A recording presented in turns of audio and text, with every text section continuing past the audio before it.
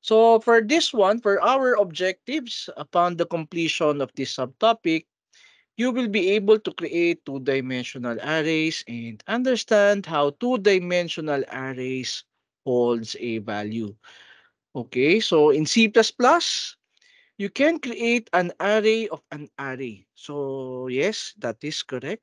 An array of arrays, which is what we call a multi-dimensional array. In our example here, makikita ninyo, you have two-dimensional arrays. So ibig sabihin, you have three arrays having four elements each. Okay? So three arrays having four elements each. So which is, of course, if you'll try to look at it, it can hold a maximum of 12 elements. And why is that so?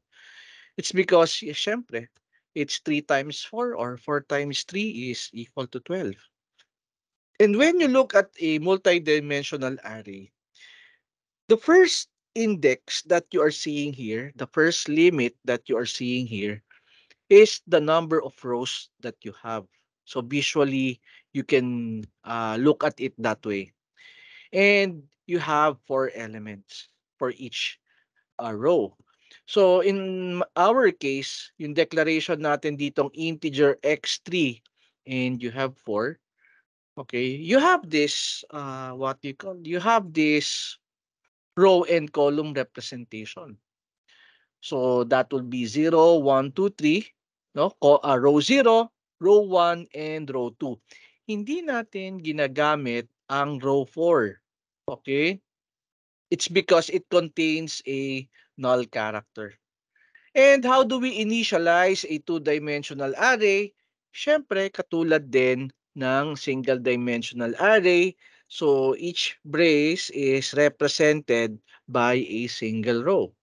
So you have two rows here, and as what you can see, yung first row contains 2, 4, 5, and the second row contains 9, 10, 11. Okay, so titingnan natin class, no? Sir, paano ba natin i-visualize ang array? Isipin nyo nag-e-Excel kayo. Okay? And let's say for example, doon sa ginawa natin, ay gumana ng mouse pointer ko. Ayan. So, much like in our previous example, you wanted to have a grade, no? Of let's say, uh, yeah, no, it's a data type float, which is basically a grade, no? Let's say for each subject that you have three quizzes. Kasi yung unang examples natin about the quizzes, isang subject lang yung pinag-uusapan natin doon. Okay? Kunwari, meron ka CCS007, tapos meron ka pa isang subject, and each of them has their own summative na apat, 'di ba? Or tatlo, something like that. So if you have three subjects, then you can represent it as three and then three. So in our case here, in our example, you have a float which is grade 3 3 that represents three subjects and three summative exam sa klase natin, no? And how is that represented in the Excel? Remember na ang array natin nagsisimula sa 0. So you have 0, 1, 2, 3 that represents the column. Ito 'yon, yung this one, no? Yung second index which is 3. Okay, and then ang pangalan niya dito is siyempre, this is the grade array. Ayan. Okay? And siyempre, you also have, no, for the grade, no, you have 0, first row, 1, 2, and 3. And this is what your array looks like. Ganito ang itsura niya, class. Okay? And let me just have a yan. Oh, so ganyan na siya. Ngayon, siyempre, ang array natin, yung pinakahuli which is 3, hindi ginagamit yan. Okay, because that contains Null. basically a null character, no? Yes, ano yan, Iho? May questions ba? Yan. So hindi natin ginagamit yan. So that contains a null character. And also this one. Ayan, no? And so the usable area talaga, kung titingnan natin, 3 by 3 cells ang ginawa natin. So we have 3 rows, no? And 3 columns that we can still use. Okay? And that's basically ang galawan natin, class, nandito lang sa yellow. Okay? Siyempre, with that in mind, no? You can actually designate one row as your one subject, no? And the second row as your another subject, and the third row as one of your subject. So let's just say na yung first row mo CCS001. Okay? Yung second row mo para sa CCS002. Yung third row mo para sa CCS003. But this is of course logically lang. What we wanted to do kasi when we have a two-dimensional array, gusto mong i-organize yung data mo. Okay? So kasi nga pwede mo ang ipangalan to for float my grade, no? Or my grades, which is basically 3, 3. Ayan. And so, let's now try, no? Let's now try to create a simple program so we could demonstrate paano ba natin to ginagamit. Okay? Sige, so buksan natin yung program natin which is Step C++. Ayan. Okay, send. I think, ano ba yung test 7? No, this is not. No? This is from my other subject. Ano ba tong test 6.cppo? I'm sorry. This is not the one. I think it's test 5. Oh, I'm sorry. At that one. Let me just create another one. Tingnan ko nga. Yes. This is not it. Last one. Gusto ko lang buksan yung dati nating ginawa. I think, yeah, I think I have deleted that, no? But anyway, let me just give you another example. So, let me create a source code file here. Tapos, include IOStream. Tapos, using namespace std. Yan. Then you have the main function. And then you have return 0. So, in our previous lesson, we decided, kunwari, no, na I have 3 subjects, right? And my subject is CCS001, 002, and 003. And I wanted to store grades on it. Okay? So what I'll do is, syempre, if we only know of a single dimensional array, we could do it this way. So I have CCS001 and I have 3 quizzes for it. No?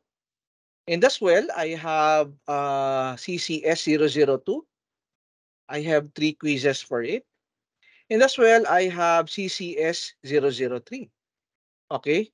And I have 3 quizzes for it. Okay? And so it does happen, no, when we have this already.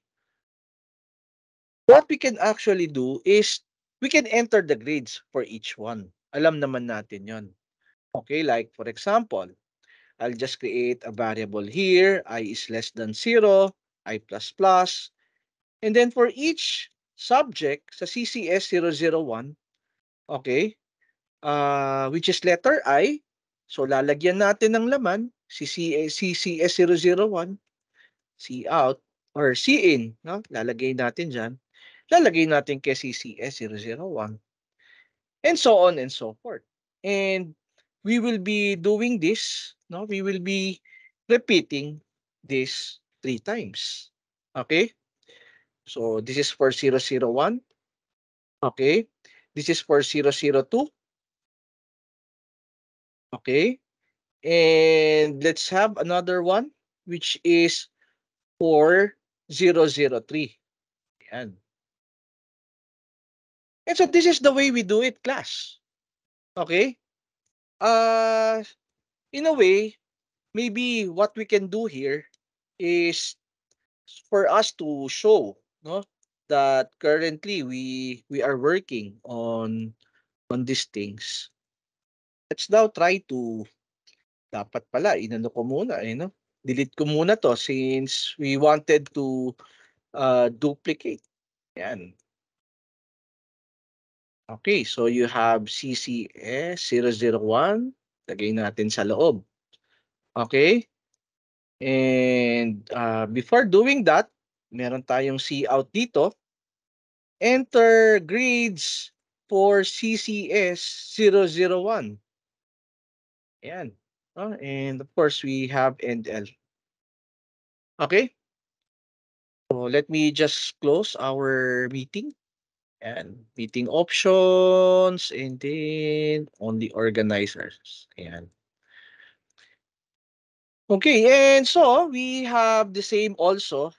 We have the same code, which is enter grades for CCS 002. And then we have the same code also, which is enter grades for CCS 003. And this is for 2. And this is for 3. And so we have this kind of solution, di ba? So may grades tayo para kay 01, 02, and 03. And I'll be running the program now. No? Array test. Ayan. Okay. And press any key to continue. I is less than 3. I'm sorry. Kaya pala. I is less than 3 and then I is less than 3. And let me just run the program. Oh, ayan na. So we have 1, 1, 1, 2, 2, 2, 3, 3, 3. And I was able to enter, no? 3 grades for each of the subject. Okay? So later on, syempre, what you can do also when you are working with this example is that you wanted to get the average, no, of these 3 quizzes. Okay? And so, what you can do here is you could have an average here, no? Which is we initialize to 0.0. Okay? And ang gagawin natin is that you could have also a sum here, or sum, yes, no? An integer sum which we initialize to 0.0, 0, I'm sorry, because it's integer. And every time that you will be entering the grade, no? All you have to do is we could simply add what you have entered. Ganun, no? So, ina-accumulate na natin yung sum for each of the items that we have here. Pero syempre dito, when once you have entered already the sum, you could compute for the average right away. O ano bang mas gusto nyo? Later na lang. Because kung later na lang siya, you have sum 1, no? And then kung lahat bandang huli, and then you have sum 2, tapos sum 3, edi what you can do here is you could, ayan, no? Sum 1, ina-add mo na rin as well. And then you have sum 2 para sa subject nating CCS 002. And then you have sum 3, no? Na we could do, no? Dito 3. Ayan. So you have 3. And so you have this kind of solution, 'di ba? And for you to be able to print out the average, 'di ba? Average of CCS 001. All you have to do, kahit nga siguro hindi na natin itago sa float yung average, we could just simply say that uh, average, sorry, someone, okay, divided by uh, 3.0 F. Okay? Bakit yung ginawang F? Para at least, if there's a need for us to have a decimal precision, okay, eh, yeah, you could have it, no? So, sum 2 tsaka sum 3, and this is for subject number 2, and this is for subject number 3. And we end our program. So, this is how we do it, class. Okay, if we are using only a single dimensional array. And so, let me just run this program. Okay, and wala akong semicolon. I'm sorry about that. So, lagyan natin ng semicolon, and let me run the program. So, you will see here, enter grades for CCS001 para just for the sake of testing out kung tama yung average natin. I'll enter 3, 6, okay, and 9. So, dapat 3.0 and 9.369 din ang average natin. And as what you can see, we have an average of CCS001, 3, 6, and 9. And this is how we solve it using a single dimensional array. Maayos naman siya. Wala namang problema. Okay? Ngayon, syempre, minsan, no, lalo na sa laboratory natin last time, uh, how do you how do you initialize an array of characters? Kasi pinabaliktad ko sa inyo yung name ninyo eh. Kadalasan nakikita ko if I have a name here, no, like for example, 10 characters. Usually, iniisa-isa natin, no? Tama naman. R, this is I have E, no? And then I have, let's say, G, no? And then I have I, no? And no, it's a single quote, no? Okay? And then of course, I have letter E. So from there, napapansin ko, no? And I could now print out the name. Okay? I could print out the name.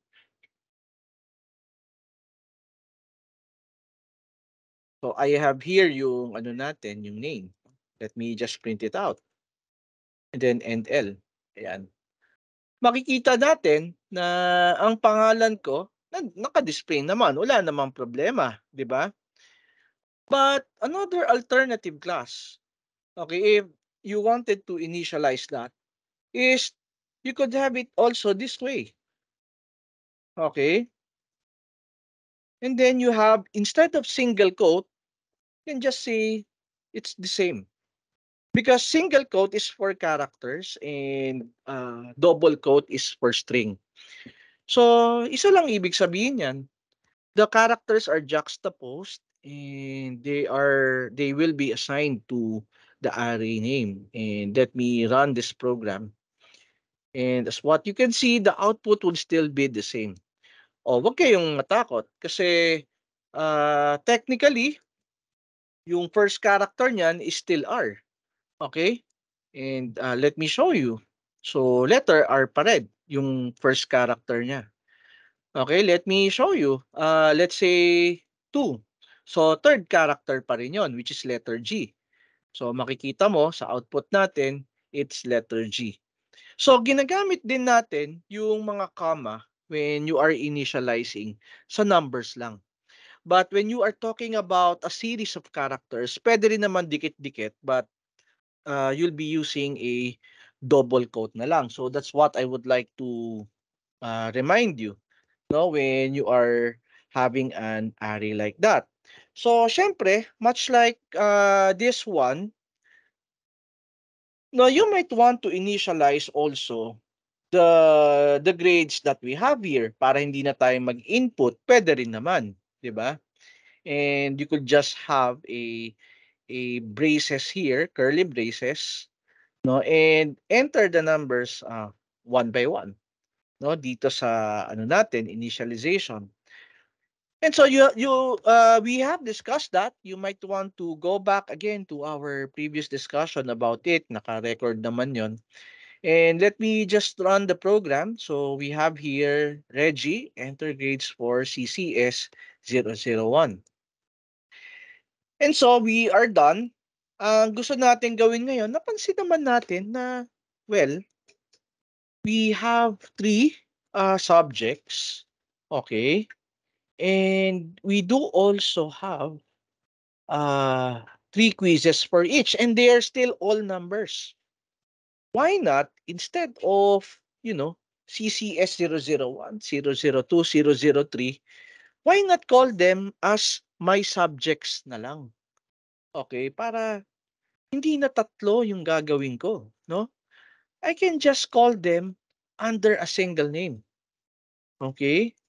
And with that, let me just copy and paste yung code na ginawa natin dito. Okay, para kung any changes man na meron tayo, mabalikan natin.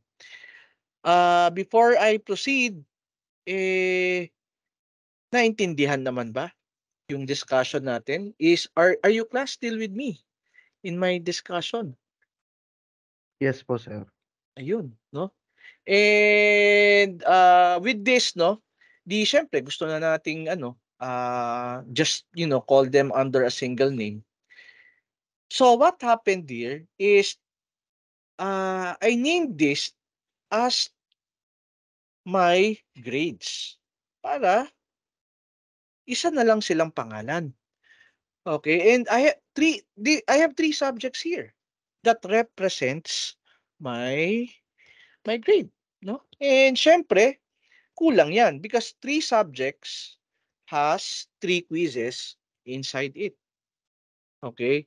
And so, that is the story. Paano tayo nagkaroon ng ganitong itsura, no?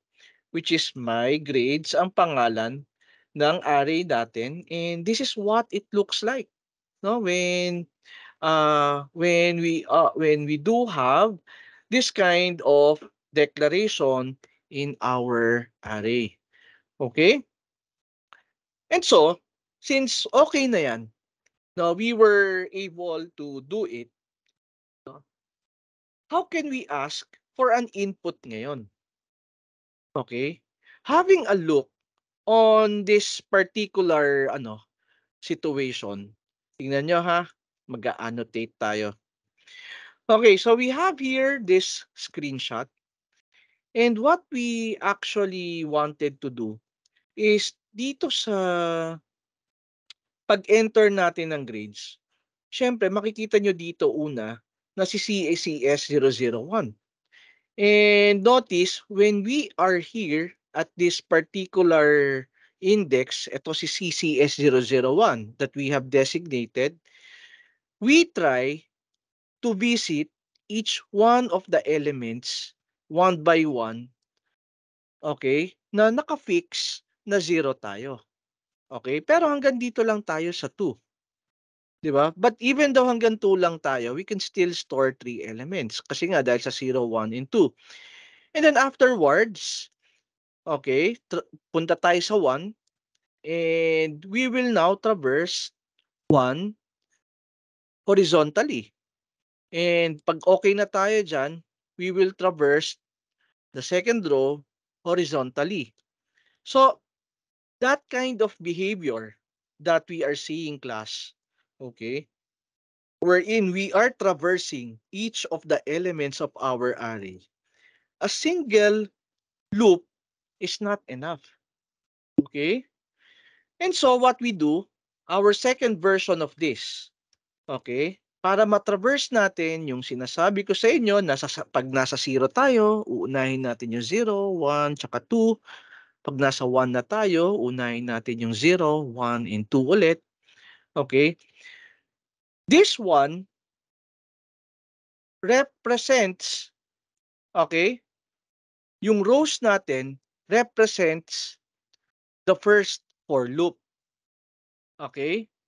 Yung susunod na to represents the second for loop. So we would be needing four of the a nested loop na tinatawag, no?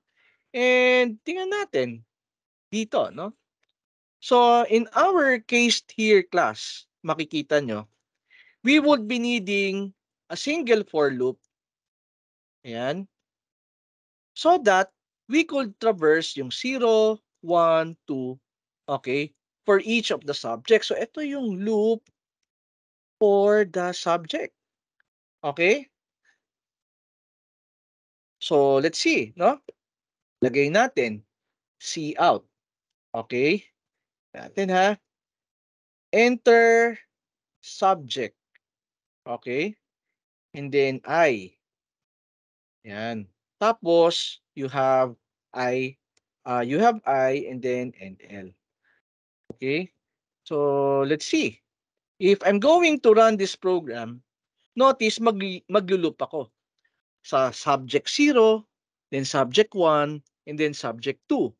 Now, makikita mo dito yon, subject 0, subject 1, and subject 2. And yun ang gusto nating mangyari. Okay? So, yan yung unang loop. Okay?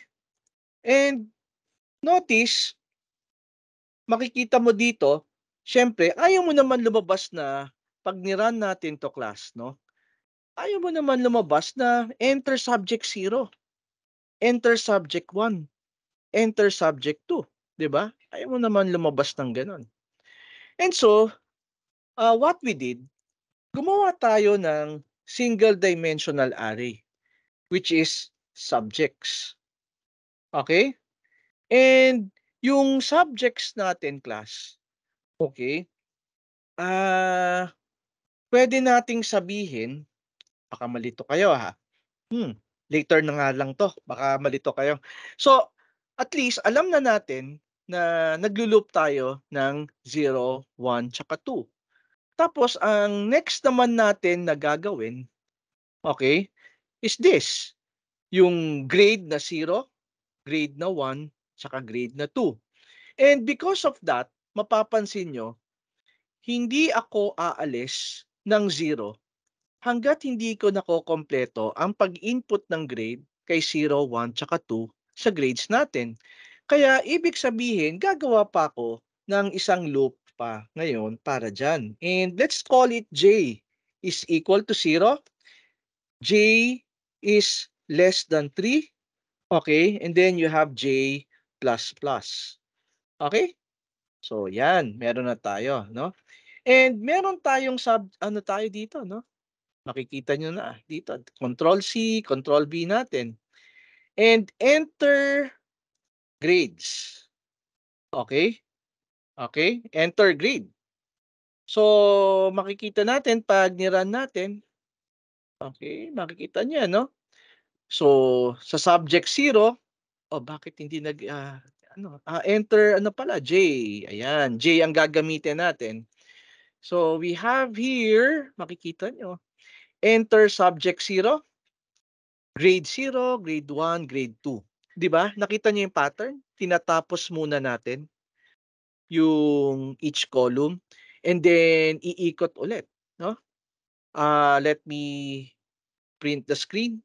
Ayan. Shift, print screen, and open Paint again para kitang-kita natin. Okay. So makikita nyo dito class na yung outer loop natin, enter subject 0. Ayan. No? Enter subject 0. And then, once na pumasok na siya dyan, we have a loop here, inner loop, which is responsible para sa loob nito. So, enter grade 0, 1, 2. And then, pag natapos na yung inner loop, tsaka palang iikot ulit dito, magiging number 1 na yung subject. So, enter subject 1. Okay, and then 0, 1, 2 ulit. Then, enter subject 2. 0, 1, 2 ulit. And that explains that we could actually fill out the subject 0, 0, 1, 2, subject 1, 0, 1, 2, and subject 3. No, to, no? 0, 1, 2. That's how the nested loop is for. So class, ganun natin ginagamit dapat ang two-dimensional array, 'no? Kung gusto natin bisitahin isa-isa, 'no, yung values na kailangan nating lagyan. Pero siyempre class, 'no, ayaw naman natin na na 'pag nag-output tayo dito, enter subject 0, enter subject 1, and enter subject 2. Ayaw naman natin gano'n, okey? So that's why, dadayain lang natin ng konti. Magpa-+1 lang ako dito. Okay? Pero ang totoong value ng I, 0. Yun lang siyempre 'pag nag-display tayo, may +1 lang, 'no? So parang dinaya mo sa screen.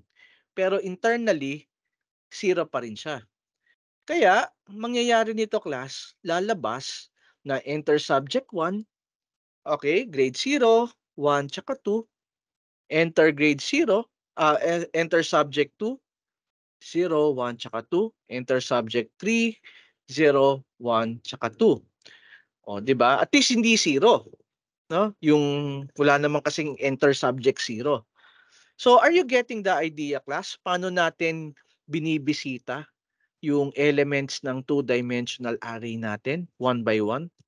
Bakit kailangan natin ng dalawang loop, 'no? Isang loop para umabante tayo sa row, 'no? Ayan, this is the row.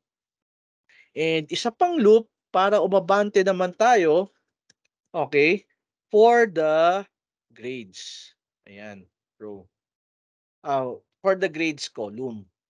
So ibig sabihin, hindi tayo aakyat sa pinakataas ng loop hangga't hindi natin natatapos yung loop natin para dito sa grade natin. Okay? So, yeah.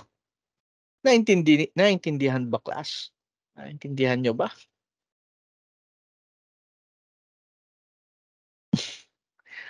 O si Mr. Gapieta lang ba? How about the others?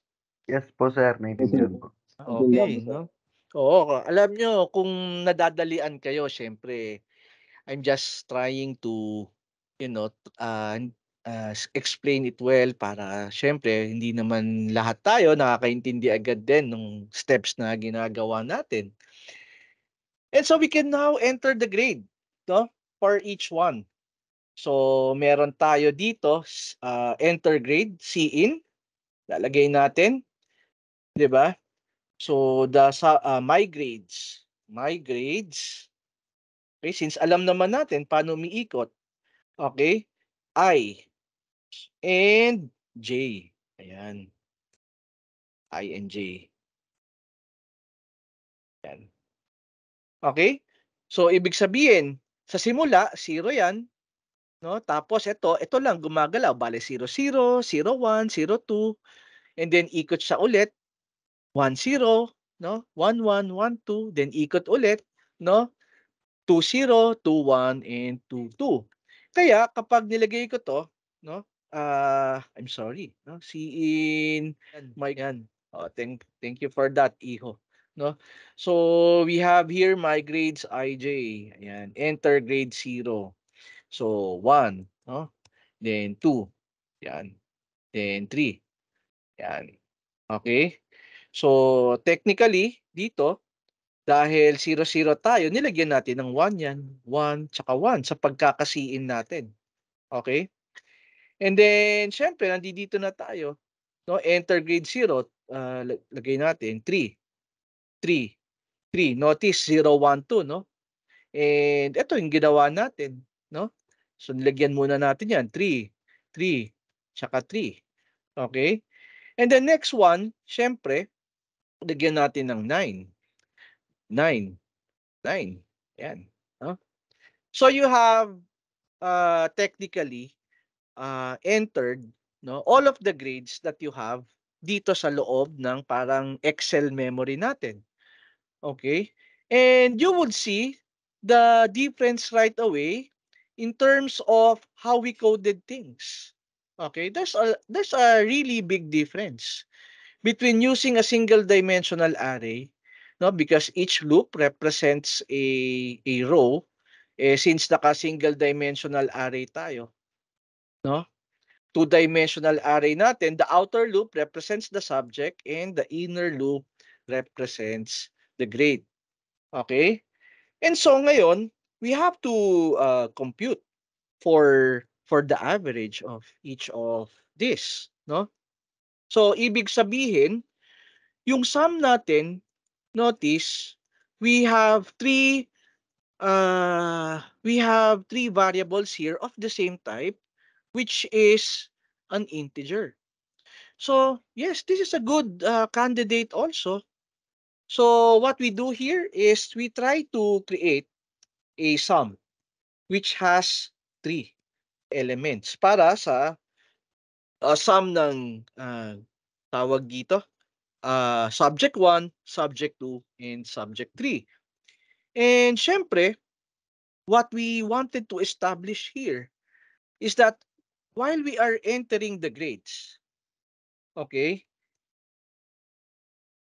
so sum I, ibig sabihin, kasi yung I represents the row which is 0, okay, plus equal to my grades ij. So whatever value that we have entered there, class, mapupunta lahat sa sum 0. Okay? So, ibig sabihin, mapupunta lahat doon sa first subject. Okay? Kaya kung titingnan natin dito, class, no? Uh, we are now ready and so on and so forth, no? Yung susunod naman sa sum 1, kukunin niya lahat ng grades and then sum 2. Kaya makikita nyo dito, in the end, if I'm going to print use x as an index, okay, and x is less than 3, okay, and then you have x plus plus, you could display, no, you could display the average of each of the subject, no. So you have the average of subject, okay, x, pero ayaw nating lumabas na 0 ang simula, of subject 1. Kaya nilagyan natin ng plus plus. Okay? Is, yan, lagyan natin ng space, is sum x, okay, divided by 3.0f para magkaroon tayo ng float. And then you have the new line. And that's how you display the average. No? Kasi meron ka ng array. So ang ginawa natin dito, class, in our Excel sheet, gumawa tayo ng single dimensional array na sum. Okay? Which is for subject 1, no? Yeah, gumawa tayo ng sum na array. Yan, dito. Dito natin lagay. Sum na array. Okay? No? And syempre, single dimensional lang yan. Isa lang ang nilalagay natin. 'Di ba? So, you have 3 here. Yan ang nangyari. Yan yung sum ng sum 0. Okay, nasa 0 tayo. Okay? And then you have 9. No? And then you have 27. So, ganyan ang nangyari sa sum ngayon natin na naka-array. Okay? And syempre, ito, hindi natin ginagamit yan, no? Which is the last one. Because that contains the null character. And if I'm going to run this, okay, and enter the same grade, no? 1, 2, 3 para sa subject 1, then you have subject 2, 3, 3, 3, and then subject 3, 9, 9, 9. Okay, mapapansin na, uy, average of subject 1 is 1,009. O, bakit kaya? Saan ba ako nagkamali? Some ay, okay. Alam niyo naman kasi minsan may may basura na laman yung ano natin, array. Kaya as much as possible, we have to initialize it to 0. Okay? So, kitang-kita niyo, no, na may bugs agad. No? So, yes, every array should be initialized with 0. And ito kasi, there's no need. No? Kasi madadaanan naman natin siya isa-isa. But later, let me show you how do we initialize. So if I'm going to run the program and run the program again, we have 1, 1, and 1. Then 3, 3, and 3. And then 9, 9, tsaka 9 for subject number 3. And as what you can see, the average of subject 1 is 1, the average of subject 2 is 3, and the average of subject 3 is 9. Okay? And that is how you use class, no? Yung ano natin, yung tawag dito, yung two-dimensional array. Okay? You have to, if you have a two-dimensional array, you have to work on your nested loops. Kaya that's why I have shown you this, no? Step by step. Okay? So do you have any questions ba with regards to my example here? Kung bakit kung yung transition natin into a two-dimensional array? Class?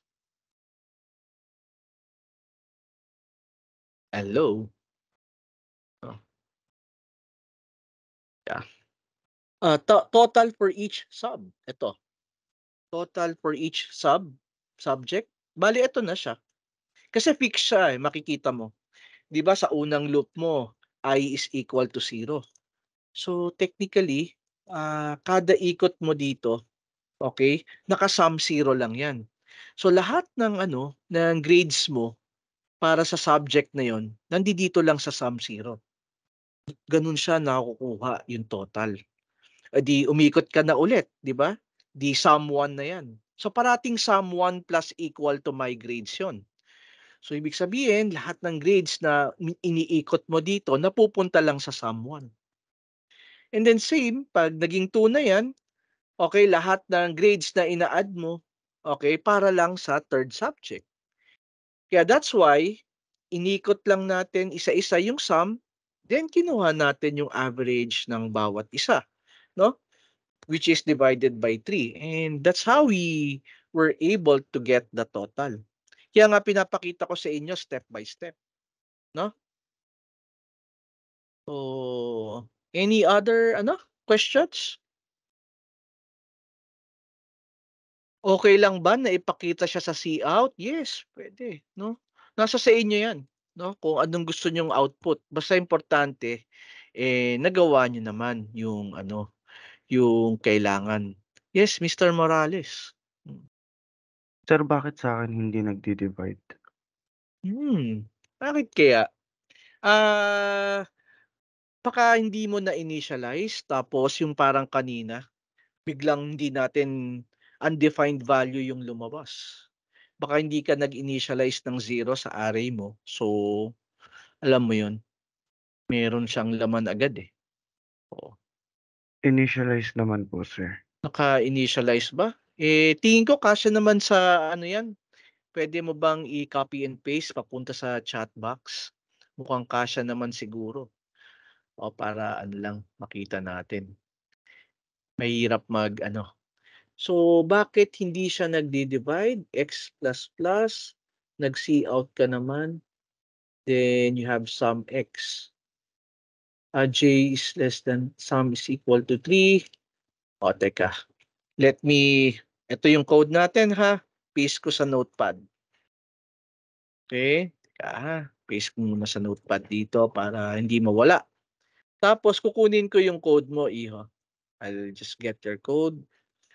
And yung code mo, ipe-paste ko dito sa code natin dito. Yan. So, that's tama ba? Teka. So, ika-copy ko yung code mo and ipe-paste ko dito. Ayan. So, ito yung code mo, iho. And X, tama naman siya, 3.0F. And tingnan natin. So, ira-run ko yung program. Wala, nag-error na. Anong error to? Ay, na-paste ko pati yung ano sa chat. Ayan. I-run natin ulit. Eto. Okay naman 1, 1, 1. 2, 2, 2. 3, 3, 3. 1, 2, 3. Okay naman yung code mo, iho. Wala namang problema dito. Okay po. Baka po sa Sa ano ko po, gamit na Hmm. compiler. Or baka marami kang nakabukas na file, baka iba yung nako-compile niya. Tingin ko lang, baka iba yung nako-compile. Kung marami kang nakabukas, so basically baka sa compilation mo. So anyway, so ibalik ko na yung sa dati nating code 'no. So we have here yung ano natin, yung original code natin. Paano ba tayo nag-i-initialize ng two-dimensional array? Dito, kung ayaw na natin mag-enter ng ano, ng ng grades dito, ayan, 'no? Hindi puwede kasi isa-sum natin 'no. Pero what I am saying here is that kung gusto natin na ayan, 'no, naka-initialize yung grades natin in this, area, yung first subject mo is, first row mo is 80, naka-80 ka, naka-80 ka, 'no? That's the first subject, 'no? Yan yung unang set mo, yan yung zero, okay. And usually, para hindi ka malito, yung iba ang ginagawa ganito 'no, yan nilalagyan ng ganyan, 'no, and, hinihiwalay na, okay. So, meaning yung susunod 90, 90, 90 kasi 'pag pinagdikit-dikit mo yan gano'n din naman 'no. And then yung pang-ano, pangatlong subject mo naka 100 ka 'no, 100, 100, 100, ayan, okay. And that's the 3 rows that is actually presented, yung 80, 80, 80, 90, 90, 90, 100, 100, 100. And lagyan natin ng semicolon, 'no? And, the thing here is that since may value na agad na laman, okay, then all we have to do is to compute for the sum, okay? Kasi meron na, eh. And all you have to do here class is compute for the sum. So kahit wala ng enter grade, tanggalin ko na 'yan. Okay, tanggalin ko na rin yung enter subject, oh, 'di ba?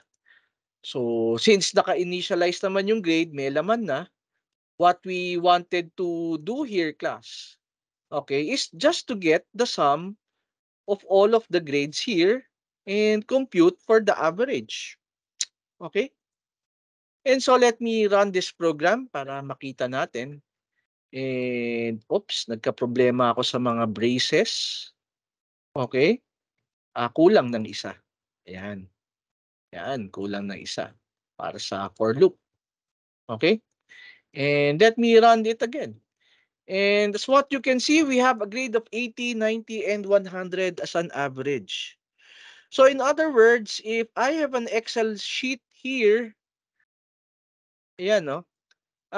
What we have here is yan, 80, 80, 80, okay, 90, 90, and 90, and 100, 100, and 100.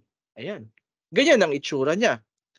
Ngayon, syempre, pag tinanggal mo to, itong 100, 100, 100, okay, ang lalabas niyan class, ganito. Automatic yon na ito, 0, 0, 0. Okay, automatic yon. Okay? So, if I'm going to run this program, notice na ang average nung subject tree is 0. Okay? Ayun, no? That's how we actually initialized a two-dimensional array. Okay? You have a set of braces. Okay? Yan, you have a set of braces. Okay, so let me just copy and paste this ito sa notepad para may progression yung conversion natin ng ano, ng program. So naintindihan ba yung ano, yung initialization ng two-dimensional array class? Na kailangan na you have a set of braces to initialize the program, the array itself, no? Question, Mr. Herrera? Meron ba Sir, o pindot lang po. Napindot lang. Okay, sige. Any other questions before I proceed? Okay. So, ang technique na tawag natin dito, ibabalik ko na sa dati ha, yung nag-e-enter tayo ng grades. So, kahit naka-initialize yan, kung papatungan din natin siya sa code natin, mapapatungan yan. Okay? Kahit ba sabihin nating 80-80 pa nilagay mo eh. 90-90-90 and 100-100-100.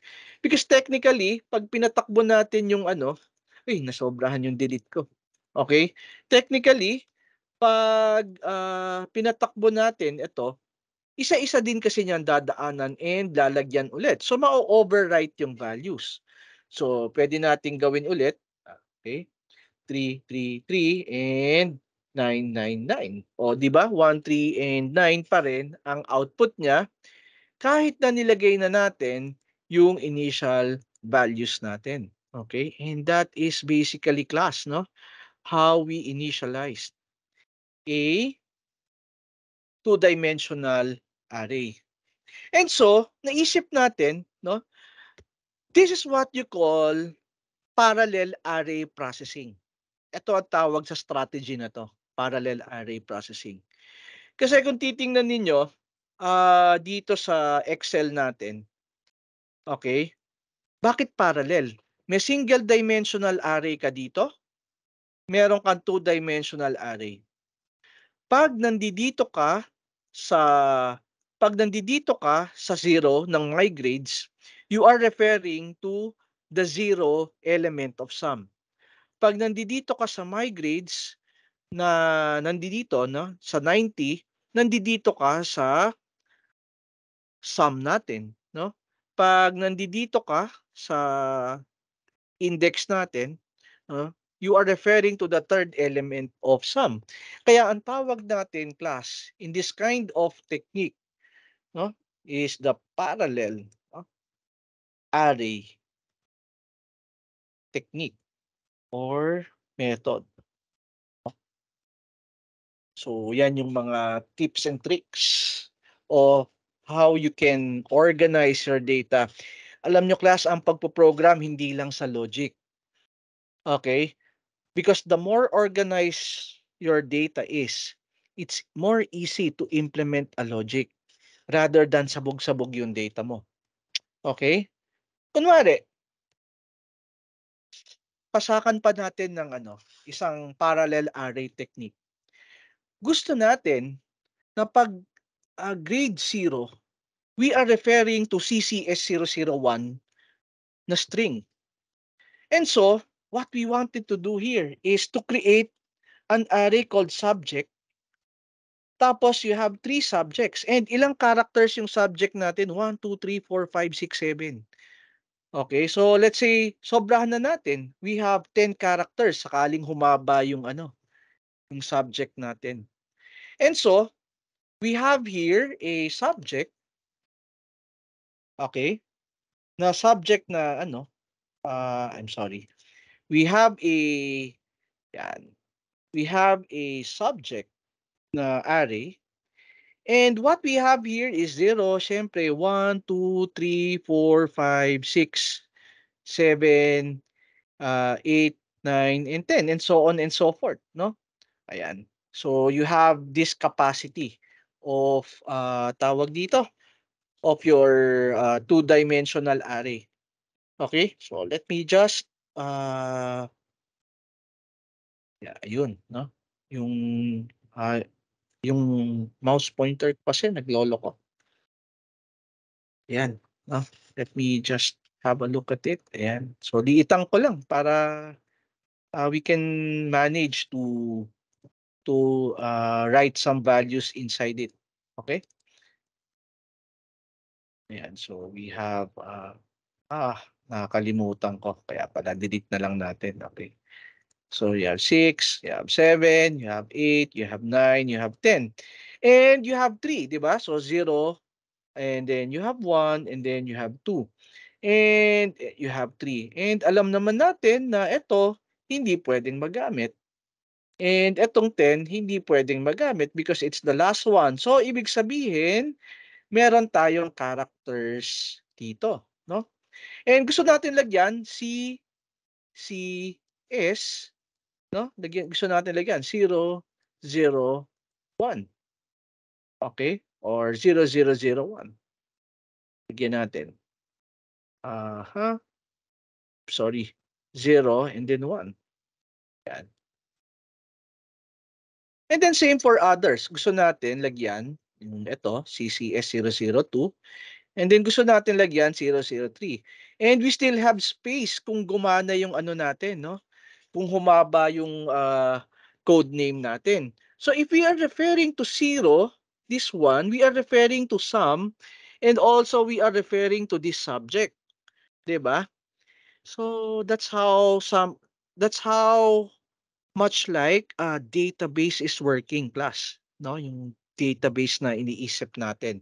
You have a primary key, and that's the parallel array technique method.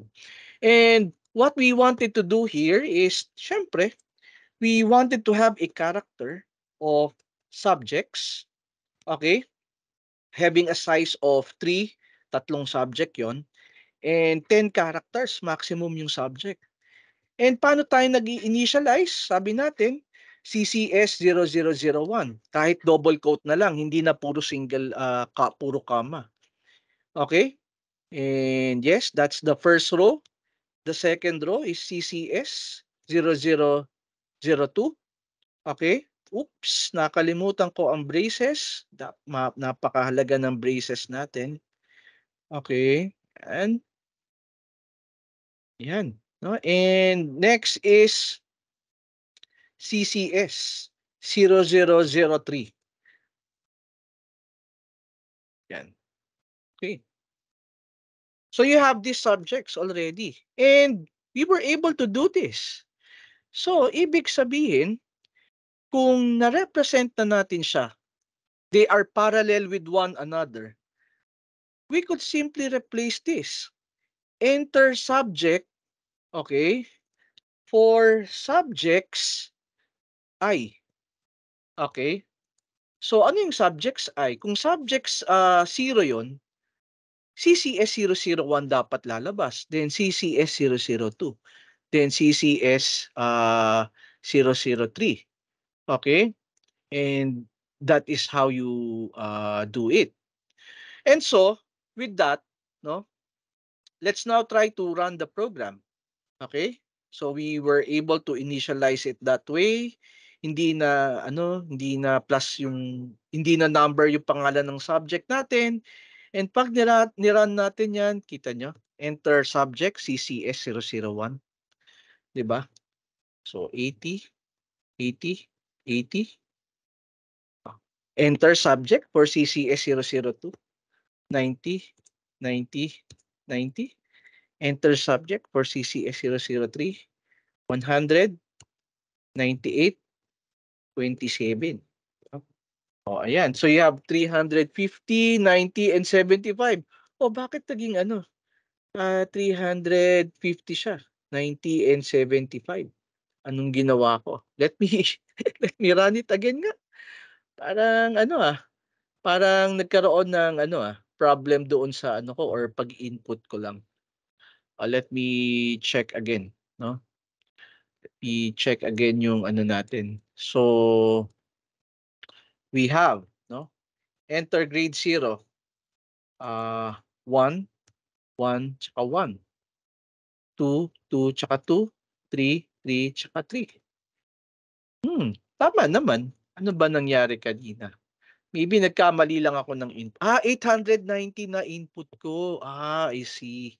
Yun, di ko napansin. Pero yun, class, no? That's what I am trying to say.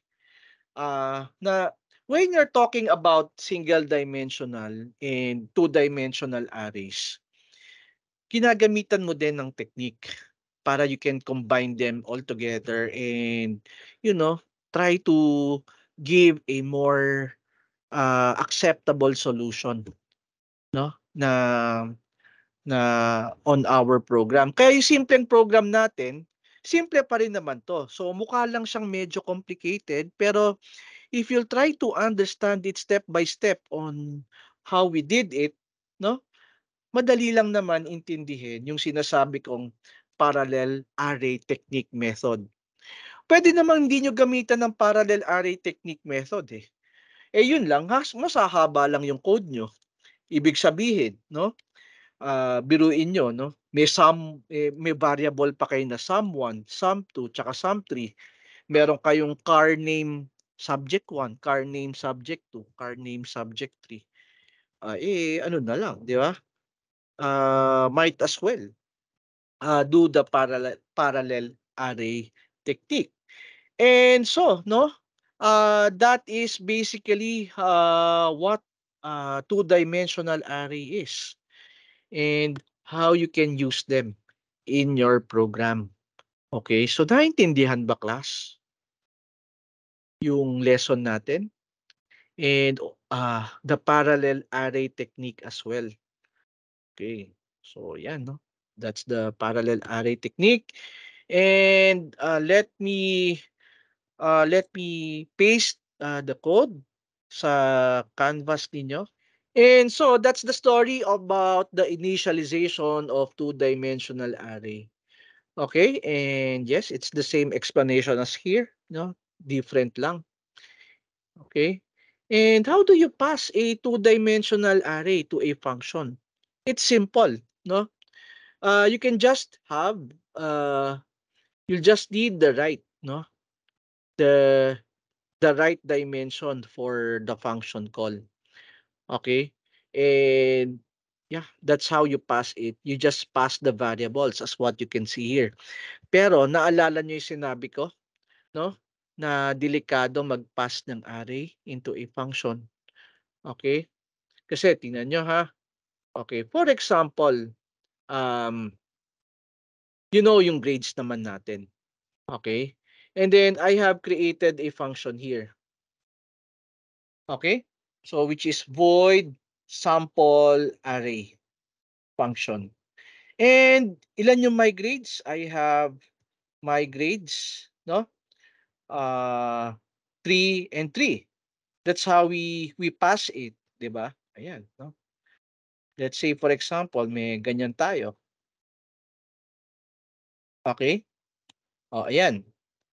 And let's say for example, no, naipasa na natin siya dito. Well, we just wanted to, you know, uh yeah, you just wanted to print the each one of the array. So I is equal to 0, I is less than 3, I plus plus, ayan. Gusto lang natin i-print class actually yung cout, uh, cout first element of each row. Okay, yun lang gusto nating i-print. The first element of each row. So technically, we have my grades, the first element of each row. So you have I, no? And you have 0. Kasi you wanted only the first element to be displayed. Okay? And so pag after displaying the average, we just called sample array function para makita natin dito, no? Sample array function and pinasa natin yung my grades. Okay? And dapat syempre we forgot to place a function prototype, 'di ba? Kailangan may function prototype tayo. Ayan. So you have a function prototype here. And syempre pag ni-run natin 'yan, mapapansin natin no, I'm sorry, walang semicolon. Okay, so mapapansin natin dito na if I enter 1, 1, 1, 2, 2, 2, and 3, 3, 3, nakita nyo na the grades of first element of each row, okay, lalabas, which is 1, 2, 3. Okay? Ngayon, ang gagawin natin class, okay, what I'll do here is papalitan ko, no, my grades. Okay? My grades ay 0. Dito ko papalitan ha. Gagawin kong 100. So after ko siya ma-display, lahat ng first element gagawin kong 100. Okay? And ano yung effect nun? Okay? See out tayo. On function main. Okay? Then you have NL. What I wanted to do here, class, I wanted to print again yung first element ng ng my grades ko dito sa pagbalik sa main. And notice what will happen, no? Yeah. Okay, so 1,